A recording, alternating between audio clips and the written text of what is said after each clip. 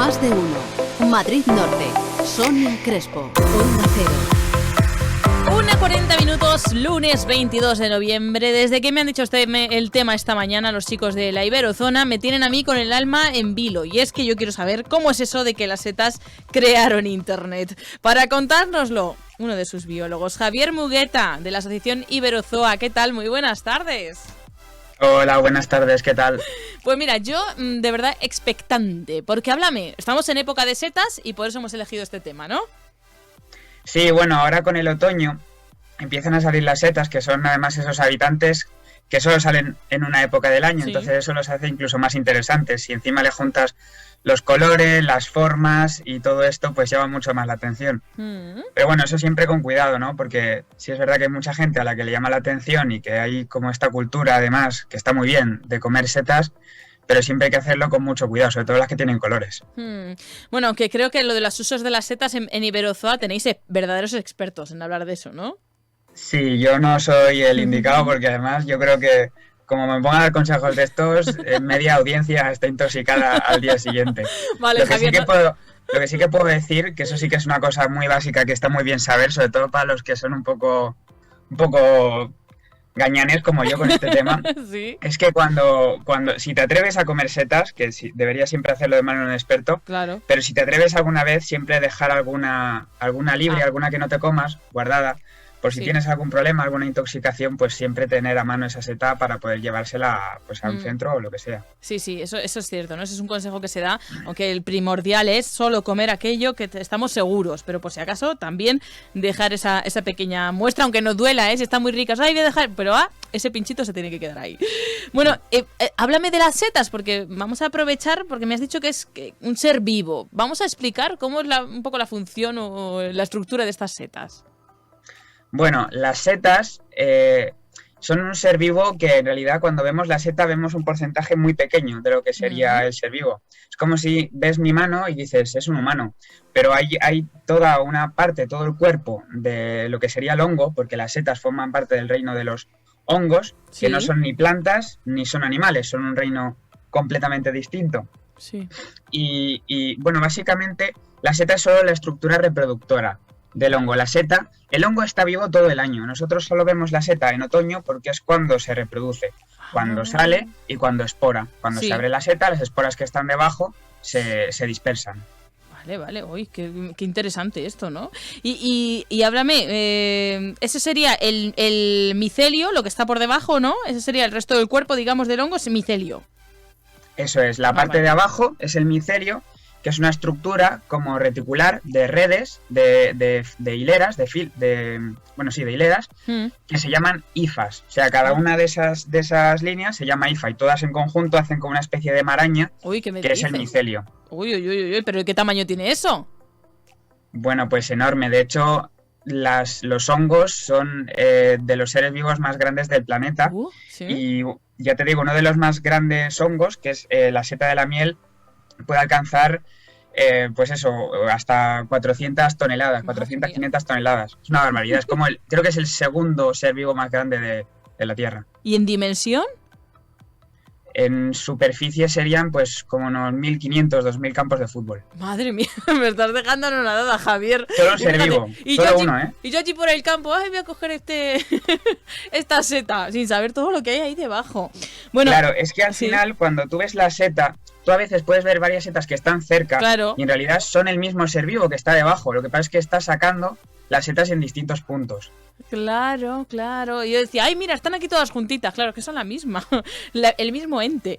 Bueno, vamos a hablar, porque al final es como me decías que crean Internet. ¿Por qué? Porque tú dices que crean como una red social. ¿Cómo es esto?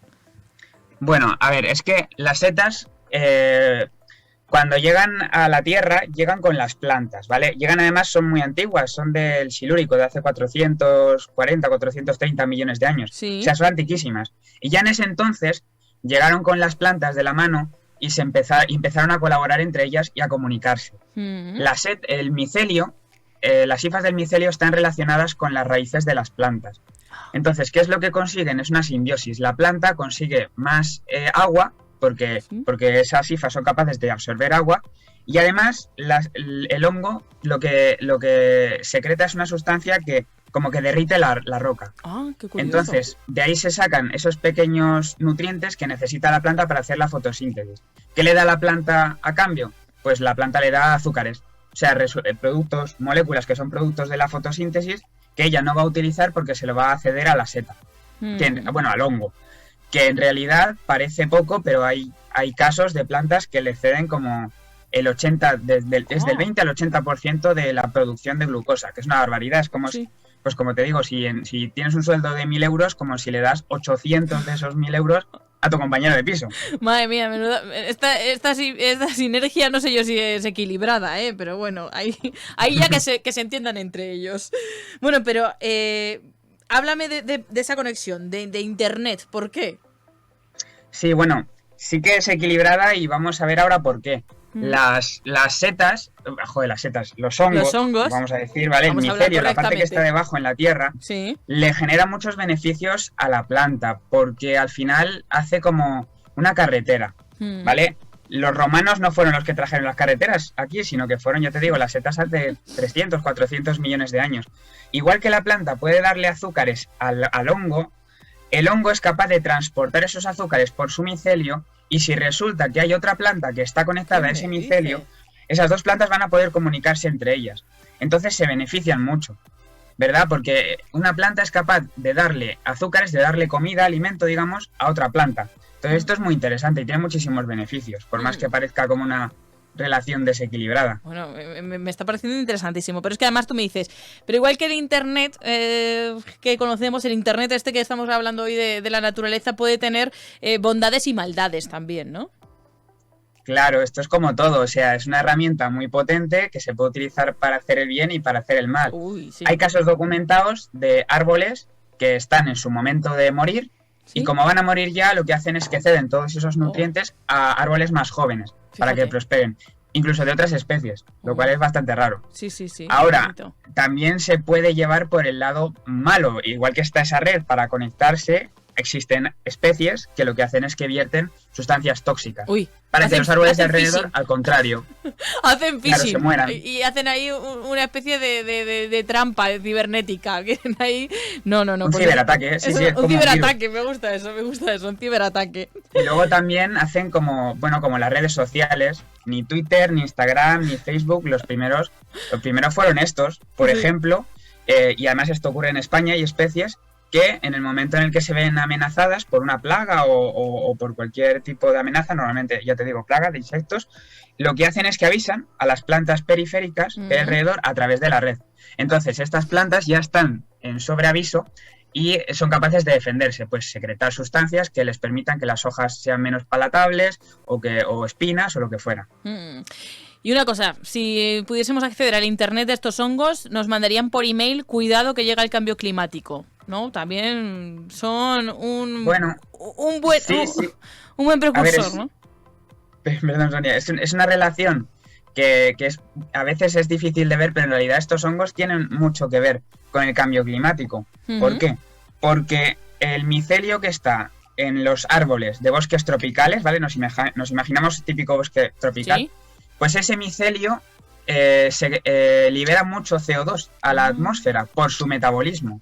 En cambio, el micelio de bosques más templados, de coníferas, de los típicos bosques de Siberia o de Francia o de Alemania, son bosques que absorben, que secuestran CO2. Y es un CO2 que ya no está en circulación en la atmósfera. Entonces eso disminuye el cambio climático. Entonces, claro, para terminar la reflexión, voy a hacer un poco una guarrería, que es preguntarte yo a ti una cosa.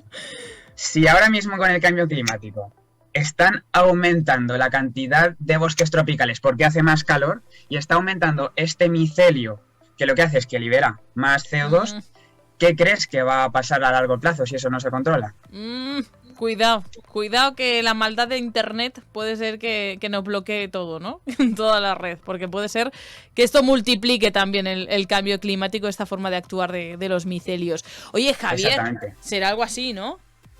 ¿Perdón? Que digo que será algo así, que esto no debe ser muy beneficioso, que este tipo de micelios claro, se vaya expandiendo. Claro, al haber más calor y al haber más bosques tropicales y esos micelios de bosques tropicales liberan más CO2, lo que va a ocurrir es que va a haber más CO2 en circulación.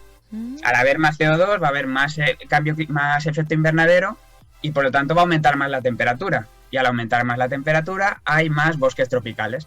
Entonces hay que mantener una relación entre esos bosques tropicales y esos bosques más fríos de coníferas, de pino, de abeto, ¿sabes? Sí, sí, sí. Me has dejado, Javier, sin palabras. Hoy he aprendido cómo las setas crearon internet y muchas cosas, acerca de los hongos y los micelios. Y ya cuando salga yo a recoger setas al campo, iré pensando todo lo que hay bajo mis pies.